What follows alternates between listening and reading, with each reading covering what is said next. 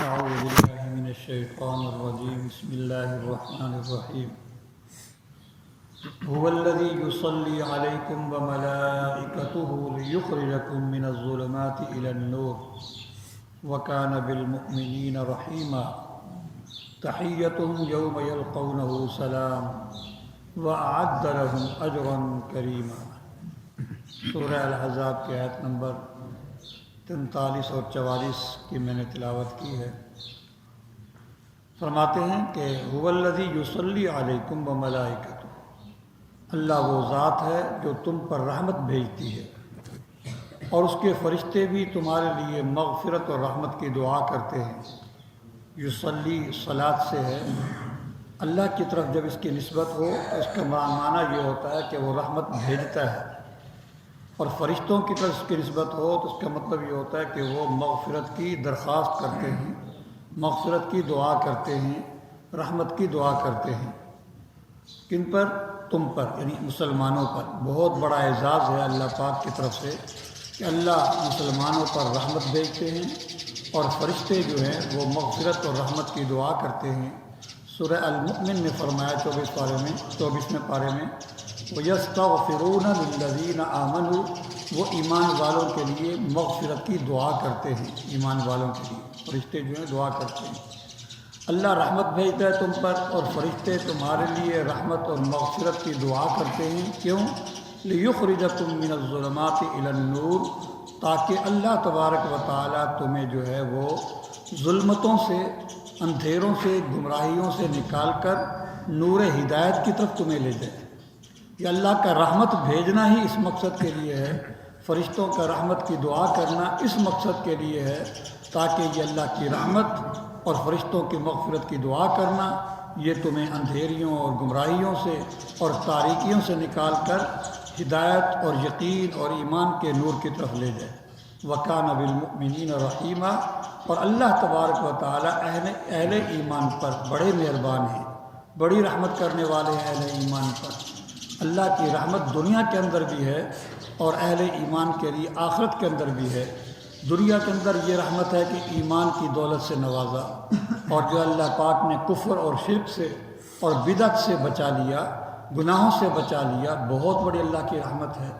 اور آخرت کی رحمت یہ ہے کہ اللہ تبارک و تعالی نہ ختم ہونے والی زندگی، چین، امن، سکون والی زندگی اللہ پاک عطا فرمائیں گے اور جنت میں داخل کریں گے۔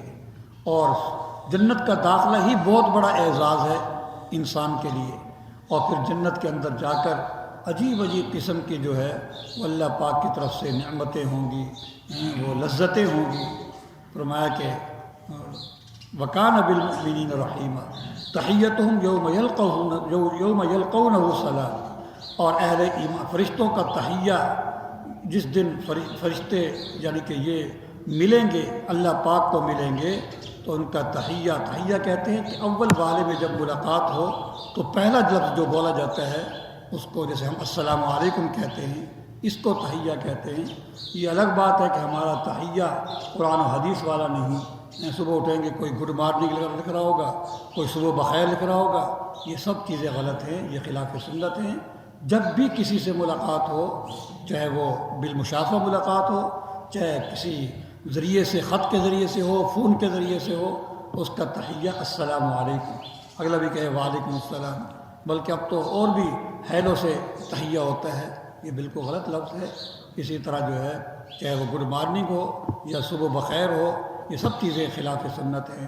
تو تحیتہم یوم یلقونہ سلام، ان کا تحیہ جس دن یہ اللہ سے ملیں گے، کیا تحیہ ہوگا؟ سلام، سلامتی کی دعائیں ہوں گی، السلام علیکم۔ حدیث میں آتا ہے کہ جب جنت میں داخل ہوں گے اہل ایمان تو اللہ تبارک و تعالیٰ کی طرف سے سلام بھیجا جائے گا، سلام قولا من رب الرحیم۔ اسی طرح فرشتے جب آئیں گے جنت کے اندر بطور خدمت کے، وہ بھی ان کا تحیہ بھی سلام ہوگا، والملائکۃ یدخلون علیہم من کل باب سلام علیکم بما صبرتم فنعم عقبی الدار۔ یہ آ کر کہیں گے جب بھی فرشتے جس دروازے سے بھی داخل ہوں گے، بہت بڑا محل ہوگا ہر مسلمان کا، نہ ختم ہونے والا محل، تو اس وہاں آ کر جس دروازے سے بھی فرشتہ آئے گا وہ یہی کہے گا السلام علیکم، السلام علیکم، اور بہترین انجام ماشاءاللہ تمہارا ہو گیا، یہ دعائیں دیں گے۔ فرمایا کہ ان کا تحیہ جس دن یہ ملاقات کریں گے اللہ سے السلام علیکم ہوگا۔ اور بعض مفسرین نے یہ بھی فرمایا ہے کہ یہاں لقاء سے مراد جنت کی لقاء نہیں ہے، آخرت کی لقاء نہیں، بلکہ موت کے وقت کی لقاء ہے۔ جب نیک آدمی کی روح قبض کرنے کے لیے فرشتے آتے ہیں نیک آدمی کی، تو آ کر السلام علیکم کہتے ہیں، السلام علیکم، تاکہ مانوس ہو جائے۔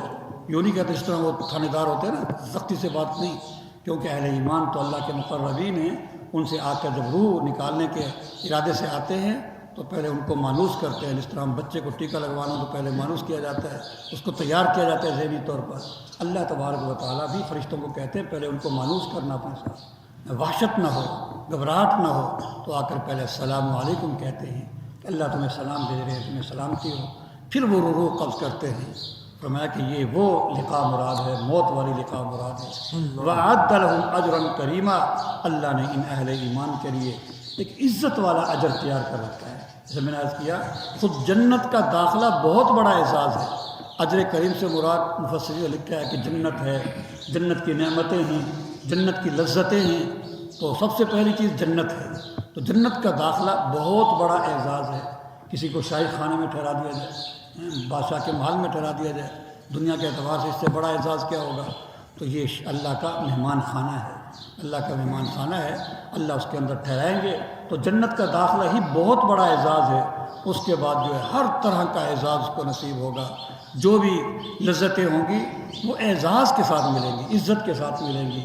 لین بھی نہیں لگنا پڑے گا، پھر لین تو دور کی بات ہے، کچا راشن نہیں ملے گا کہ کچا راشن ہو تم دھوپ پر کھڑے ہو کر یا چولہے پر کھڑے ہو کر اب تم پکا دو بڑا مزے سے، نہیں، جو تم چاہو گے پکا پکایا تمہارے سامنے آ جائے گا، جو تم چاہو گے۔ اس کو کہتے ہیں عزت والا اجر۔